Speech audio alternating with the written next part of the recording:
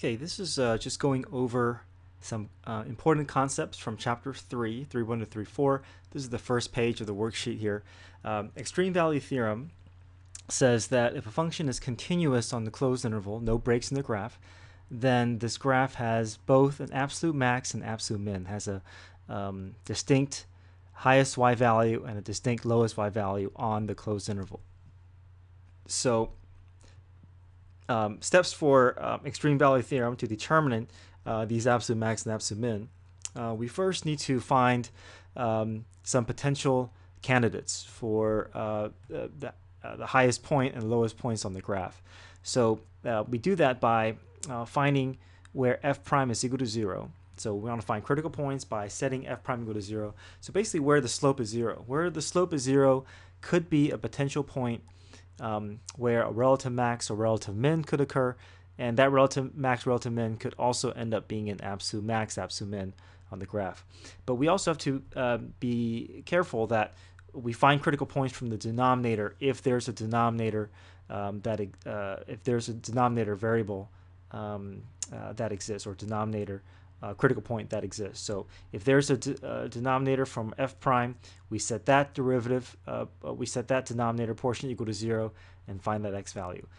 If we set the denominator of f prime equal to 0, then that is where the slope does not exist. But if there's a point where the slope does not exist, it could still end up being an absolute max and absolute min of the graph, simply because it could be a sharp point on the graph. So for instance, if we did not set the derivative of the denominator, if we did not set the denominator of the derivative equal to 0, then we may miss a point that could look like this, that ends up being the absolute min on the graph. All right, and then after we find the critical values from step 1, we need to make sure that all those values, all these x values, are sitting on the closed interval. That means if it is outside the closed interval, we have to eliminate them. It is not a candidate that we can that we can use. All right, so we find the critical values by setting f prime's numerator and f prime's denominator equal to 0 separately. And then what we're going to do next is we're going to take these critical points that are sitting on the closed interval, plug them and the endpoints into the original f of x, because now we want to determine whether these points end up giving us the highest points or lowest points on the graph. So we take those critical values and endpoints, plug them all into the original function, and then we just compare the y values of their original the y values that are generated from these critical points and endpoints. And whatever the highest y value is will be the absolute max. Whatever the lowest y value is will be the absolute min. And again, just to kind of go over what I've gone over before, is that the max and min values refer to the y values. Okay, it does not refer to x values. So, for instance, if I was asking find the absolute max height or the minimum height of the graph, then you would be providing the y value. So the same thing here. If you see max values, that indicates finding y values. All right, the second important concept is mean value theorem. Mean value theorem, let me read through the definition here. If a function is continuous, no breaks in the graph, on the closed interval, and differentiable, so smooth curve on the open interval from a to b, then there must be at least one point C, which sits on the open interval from a to b, where the slope of the tangent line is equal to the slope of the secant line.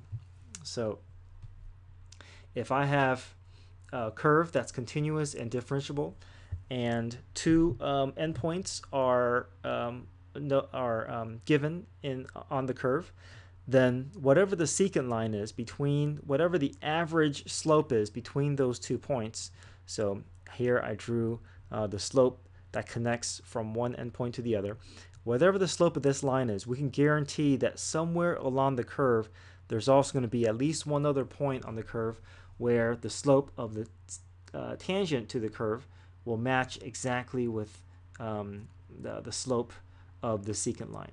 So in order to find the location on the curve where the tangents, where the slope of this tangent line is going to match the slope of the secant line, we set the derivative curve equal to the average slope.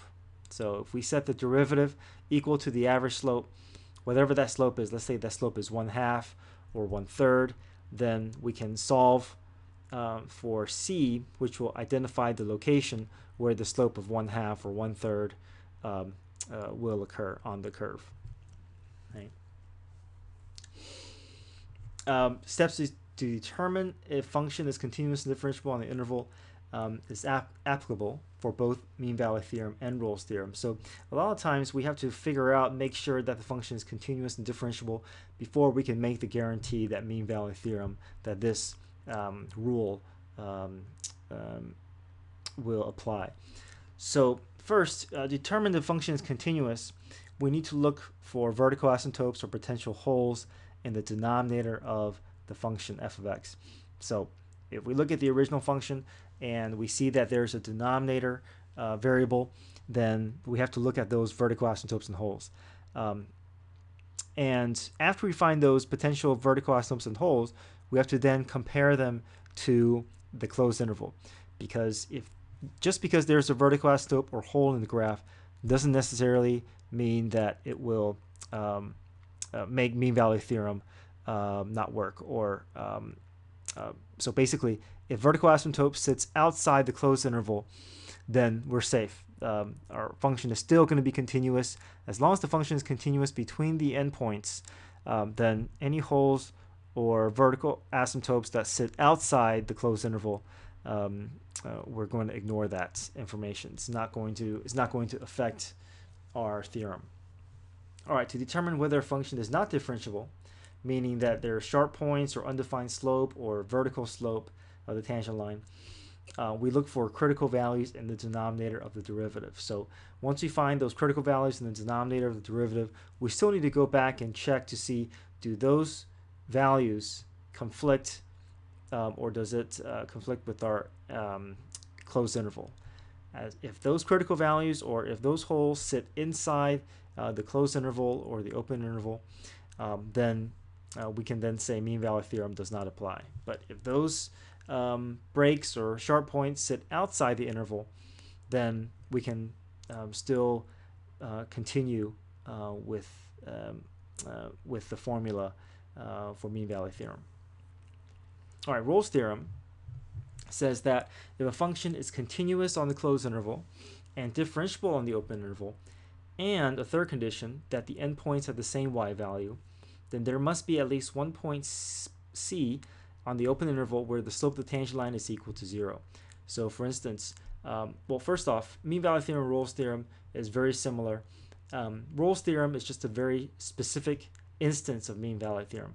Mean value theorem, we're just trying to guarantee whatever the slope is.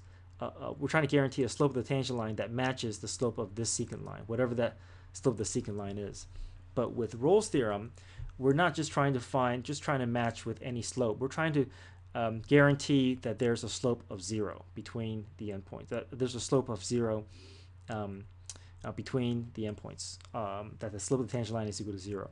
So in order to guarantee that, we need an additional condition, and that condition is that the endpoints must have the same y value.